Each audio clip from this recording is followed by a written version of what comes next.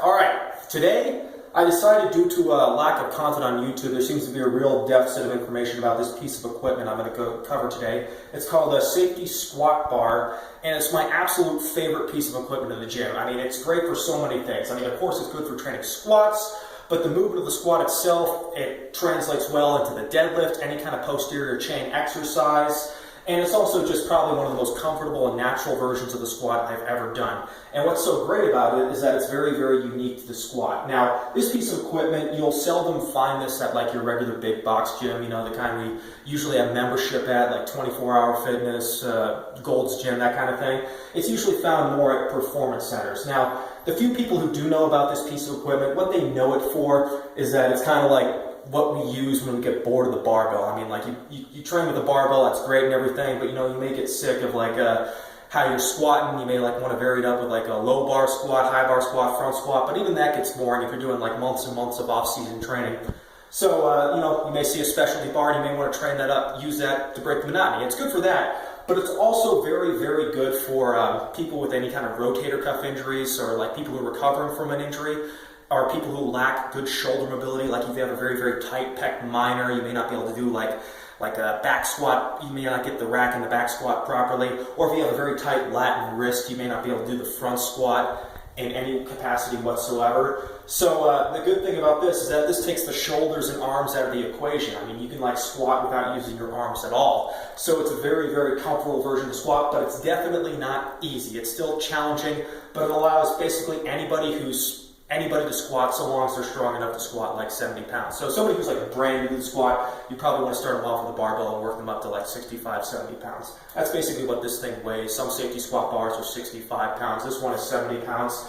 This particular brand comes from Rogue Fitness. It's about close to like $350 or so. I know you could probably get something cheaper, so I'd recommend looking into that. But if anybody has a garage gym, home gym or something, this is a great investment. Because like I said, when you're squatting, that's the best movement you can do in the gym, in my opinion, and according to the opinion of most strength coaches. Like, you want to make sure that it doesn't get too boring. You want to have good adherence to your program. So this is a good way to mix things up. Now, the reason why it's unique to other versions of the squat is, first of all, you got to think about what determines, like, what are some of the acute variables in a squat. Like, what are the different things you can do? You can change, like, the position of the bar, like the axis of the bar. If it's a front squat, back squat, low bar back squat, high bar back squat. You know, you got your Zercher squat, which is the most anteriorly loaded version of the squat. Or you can do like a goblet squat. Usually that's better for beginners or people who are just trying to learn proper technique. But, you know, with the front squat, obviously you're holding that in the front. Back squat, you're holding the back, but with the safety squat bar, you're kind of holding the middle. It allows you to squat in a way that would be completely impossible with a barbell, and I'll demonstrate. So, as you guys know, I mean, if you squat often, you probably know you should not like pick it up with a staggered stance. You want to make sure that your feet are in the same position as if you're going to do a squat, so that means that the feet should be slightly averted, and either hip width or wider than hip width apart, depending if you're going to do like an Olympic squat versus a power squat. But if you see the bar, it's kind of cambered vertically like this a little bit. And that's great because it positions the bar in a way that's like midway between the front squat and the back squat. You'll notice the axis kind of goes directly through my neck. So you obviously can't do that with a barbell. So with this, you kind of get the benefits of both the front squat and the back squat, which is great because the bar dumps you forward a little bit. So the torso is not going to be quite as vertical as with the front squat. But at the same time, the bar is going to be positioned at the front. So what that means is that since the bar is positioned more towards the front, but your torso is a little bit more horizontally loaded, that means you're going to get a lot more activation from the glutes and the hamstrings. Since with a front squat, your torso is going to be so upright, that's going to be basically purely a quad exercise. So demonstrating how it goes, you're going to basically break the knees first, stick the hips out, make sure you push the knees out. As you go down really, really deeply, and then you're going to push up through your heels while pushing the knees out. If you have any issue with like ankle mobility, you'll notice it because your feet will turn out. You can just fix that by squatting with a wider stance. But just make sure that your knees don't cave in. That's called the valgus position. You want to avoid that. So make sure you get down nice and deep.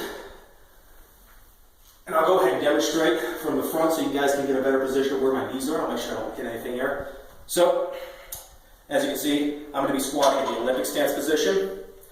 And I break at the knees first, push the knees out, stick my hips out.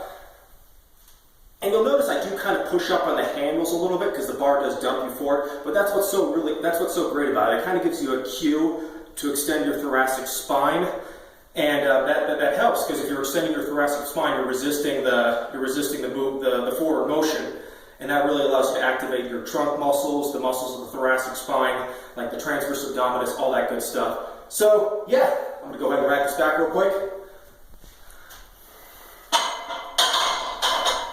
So yeah, this is a great piece of equipment.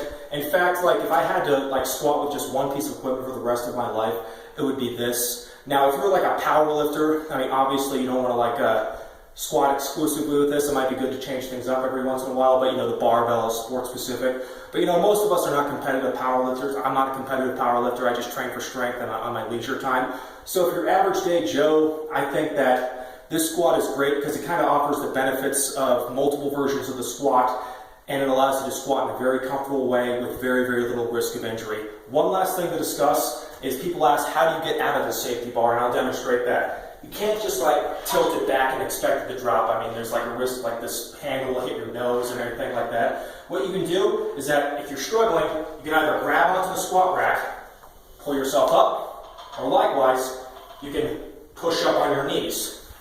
The luxury of a safety squat bar is that you can let go of it, so you don't have to worry about the bar dropping when you stop holding onto it. So it's really, like the name implies, it's definitely safe, but it's not easy.